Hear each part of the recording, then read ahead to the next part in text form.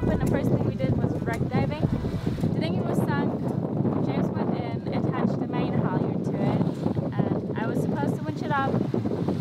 And then the motor slipped off the dinghy, so now the motor is sinking and it's taken all the main halyard with it because I didn't close the clutch for the main halyard.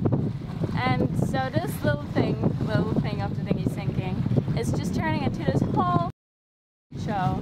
And we noticed that our main halyard is frayed in one spot, probably where it enters the mast on here. So this has actually a good side. This is the first time this engine sunk, huh? Yeah. This is the beginning of the end. I don't know, I hope not. I think these are good engines. It'll be fine. We'll just spray it out really good and then get it running real fast. That way it just burns out all the shit. I need to buy some more WD-40 though.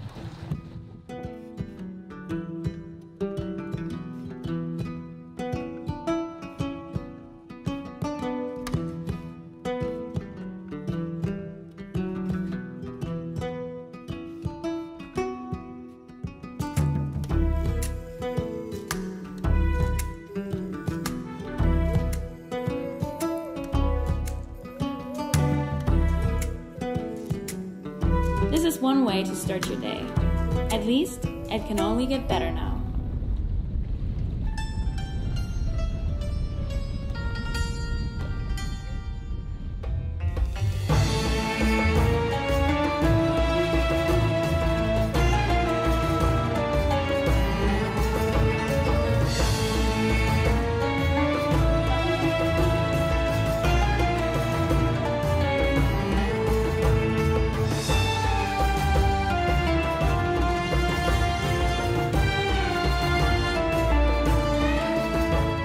There's only 3 days left here for us before our visas run out.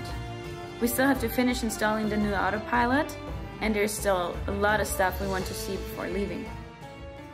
The volcano Ranucao and the village on its rim, the quarry where the moai were made, the Cave of the Virgins, and one thing that should be right underneath our boat right now.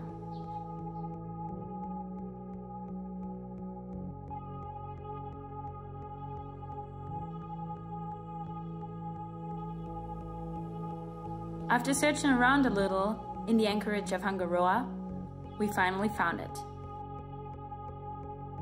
The underwater moai. The fact that this statue was made for a movie set didn't make it any less special for us. Because at a depth of 80 feet, this is by far the deepest we have ever dived. Just like most visitors that come to Rapa Nui, we have mostly been looking at sites where there were statues, moai. But in the 17th century, the Rapa Nui people actually turned away from this megalithic culture. The build and the transportation of these moai was time and very resource intense and caused a lot of deforestation on the island. Natural resources on the island got scarce. Without trees, there was no way of building canoes to go fishing, and without the protection that was offered by the trees from the wind, other plants had a harder time growing. In a time of dwindling resources and growing conflict, the magic of fertility took on great importance. This new cult found expression in the worship of Makemake, the creator god, and a very important event, the Birdman ceremony, Tangata Manu. This ceremony took place in Orongo, a ceremonial village located on the rim of Ranucao.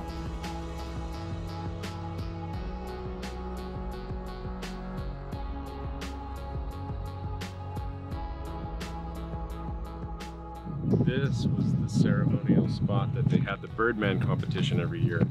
So what they would do is all of the best warriors would compete from all the tribes of the island. And they would climb down either here, they're not really sure if it was here or maybe the crater that is carved out of the volcano, but they would climb down and then swim to that island and then live for a week or a month until one of them found an egg of the sooty terns that are the migratory birds that migrate to the island every year.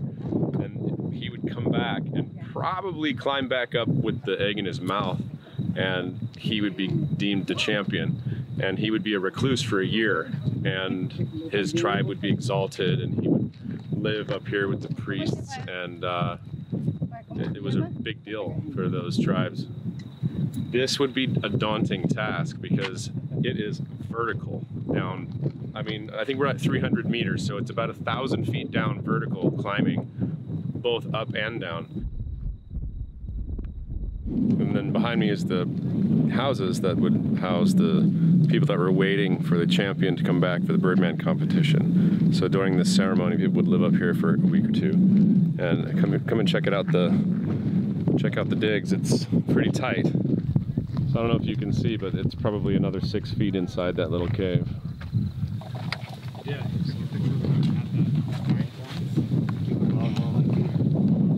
And that's the front door. So according to the literature that we read inside the museum, a couple of American and British ships came here and they dug up and destroyed the homes to get the paintings inside, and they're never going to be returned. They have no idea where they went. In other parts of the island, the houses were made from lighter materials, like wood and branches. But here in Orongo, where a stiff breeze is coming from the ocean, even on a calm day like this, something heavier was necessary. There is so much to learn about this rocky and rough island, and we're beyond grateful that we get to experience this and that we get to share this beautiful experience with you guys. Now patrons are getting a video from this morning when our dinghy sunk. So that's gonna be fun. Because I was saying something stupid, and I think they're gonna like it. I got along, we were wreck diving this morning. I think they're gonna like that. Is that what you said? Or wreck diving this morning. Our dinghy. Happens. But that's why they're on the team, right? We're not so only funny. In need, but we're also really entertaining. So if you're not yet a Patreon, you might want to consider. Downtown Hangaroa, the early morning. 8:30 in the morning. Downtown Hangaroa. A young, good-looking couple is waiting on the side of the road. The rains have just stopped, and the waves are big. The town is slowly coming to life. Today is a very special day here on Rapa Nui because a ship just arrived from mainland Chile. A very special ship. It was built in a traditional Polynesian or Rapa Nui way. So there's gonna be a big ceremony on the beach, Anakina, where we've anchored before in this episode or that episode. And, or maybe this episode. Or maybe this episode. And we're gonna go see. It's supposed to be dances and the whole freaking village is supposed to be there. Like so the whole island's supposed to be there. And apparently they've arrived already, so we need to get.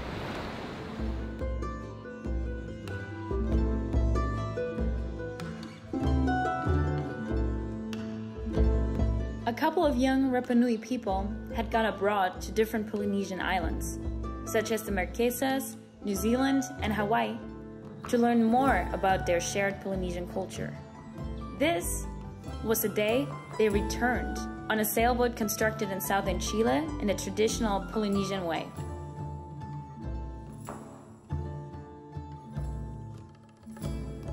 Their arrival was celebrated by the whole island with ceremonies including dances and speeches by the elders.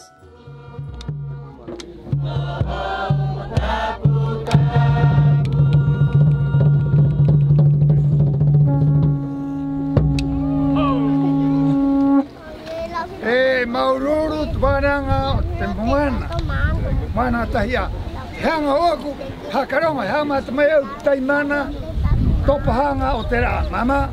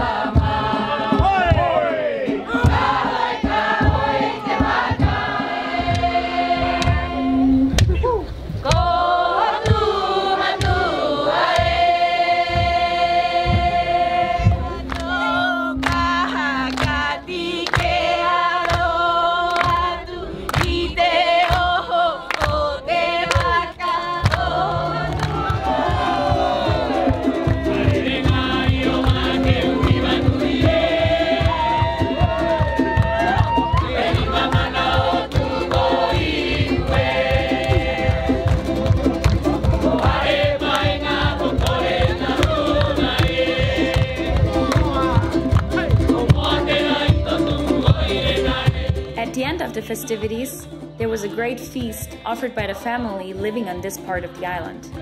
The food, including meat, fish, plantains, and vegetables, was cooked in an underground oven. It is tradition here on Rapa Nui that the families alternate with offerings to the community, and we are very thankful for the privilege of having attended such an event. I just can't get over how a culture this rich was able to develop on an island with such limited resources. I'm in complete awe of the deep astronomical knowledge that the ancient Polynesian navigators possessed and used to cross the Pacific Ocean, and to later erect statues in perfect alignment with equinoxes and solstices. What impresses us most as sailors is how the ancient sailors oriented themselves on marine life, currents, and clouds to cross the Great Pacific Ocean on catamarans that Europeans at the time wouldn't even dream of.